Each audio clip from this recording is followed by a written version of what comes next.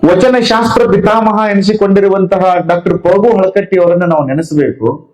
ದಯವಿಟ್ಟು ನಾನು ಬಹಳ ಗಂಭೀರವಾಗಿ ಮಾತುಗಳನ್ನು ಹೇಳಬೇಕು. ಬಸವ ತತ್ವ ಅಂದ್ರೆ ಟೀಕೆ ಮಾಡೋದಲ್ಲ. ಈಗ ಪರಿಸ್ಥಿತಿ ಏನಾಗೈತಿ ಅಂದ್ರೆ 95% ನಾವು ಬೈತೀವಿ.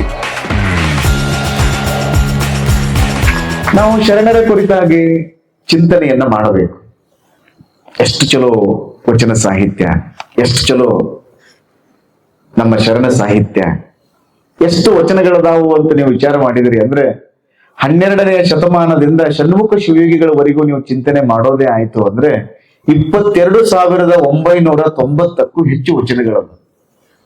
ದುರ್ದೈವ ಏನು ಅಂದ್ರೆ ಸುಮಾರು 100 ವರ್ಷಗಳಿಂದ ಇದು ಚಿಂತನೆ ನಡೀತಾ ಇದೆ. ವಚನಶಾಸ್ತ್ರ ಪಿತಾಮಹ ಎನಿಸಿಕೊಂಡಿರುವಂತಹ ಡಾಕ್ಟರ್ ಪ್ರಭು ಹಳಕಟ್ಟಿ ಅವರನ್ನ ನಾವು ನೆನೆಸಬೇಕು. ಅವರು ಆ ವಚನ ಸಾಹಿತ್ಯವನ್ನ ವಚನ ಶಾಸ್ತ್ರ ಅಂತ ಕರ್ಕೊಂಡು ಬಂದ್ರು. ಆ ಸಂದರ್ಭದಲ್ಲಿ ಅವ್ರಿಗೆ ಅನಿಸಿದ ಶಾಸ್ತ್ರ ಅಂತ ಅನಿಸಿರ್ಬೇಕು ಅವರಿಗೆ. ಯಾಕಂದ್ರೆ ಈಗ ನಾವು ಪುಂಖಾನುಪುಂಖವಾಗಿ ನಾವು ಮಾತಾಡ್ತೀವಿ, ನಾವು ಹಂಗಿತ್ತು ಹಿಂಗಿತ್ತು, ಅದು ಹಂಗಾಗ್ಬಾರ್ದಾಗಿತ್ತು ಹಿಂಗಾಗ್ಬಾರ್ದಾಗಿತ್ತು ಅಂತೇಳಿ. ನಾವು ಅಲ್ಲಿ 100 ವರ್ಷದ ಹಿಂದೆ ಪರಿಸ್ಥಿತಿ ಹೆಂಗಿತ್ತು ಯಾರಿಗ್ ಗೊತ್ತದ ಹೇಳ್ರಿ ನೋಡೋಣ.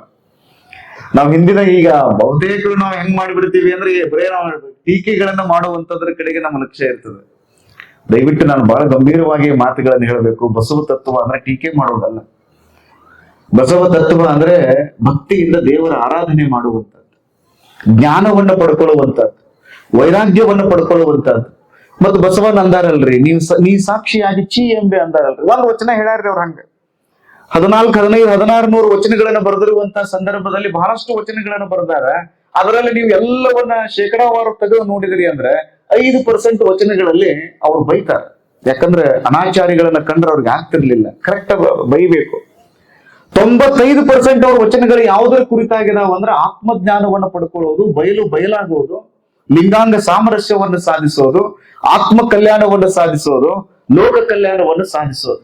ಈಗ ಪರಿಸ್ಥಿತಿ ಏನಾಗೈತಿ ಅಂದ್ರೆ 95% ನಾವು ಬೈತೀವಿ, 5% ತತ್ವಗಳನ್ನ ಹೇಳ್ತೀವಿ. ಹಿಂಗಾಯ್ತು ಅಂದ್ರೆ ಇದಕ್ಕೆ ಲೈಫ್ ಕಡಿಮೆ ಹಾಕೊಂತ ಹೋಗ್ತದೆ. ಬೈಯುವುದರಿಂದ ಒಂದು ಧರ್ಮ ಯಾವ ಕಾರಣಕ್ಕೂ ಬೆಳೆಯಂಗಿಲ್ಲ. ಒಂದು ಧರ್ಮ ಯಾವಾಗ ಬೆಳೀತದೆ ಅಂದ್ರೆ ಧರ್ಮದ ಬಗ್ಗೆ ಪುಂಖಾನುಪುಂಖವಾಗಿ ಓತಪ್ರೋತವಾಗಿ ಮಾತನಾಡುವುದರಿಂದ ಅಲ್ಲ. ಒಂದು ಧರ್ಮ ಯಾವಾಗ ಬೆಳೀತದೆ ಅಂದ್ರೆ ಧರ್ಮದ ಆಚರಣೆ ಮಾಡಿದಾಗ ಮಾತ್ರ ಒಂದು ಧರ್ಮ ಬೆಳೀತದ ಹೊರತಾಗಿ ಬೈಯುವುದರಿಂದ ಧರ್ಮ ಬೆಳೆಯುವುದಿಲ್ಲ.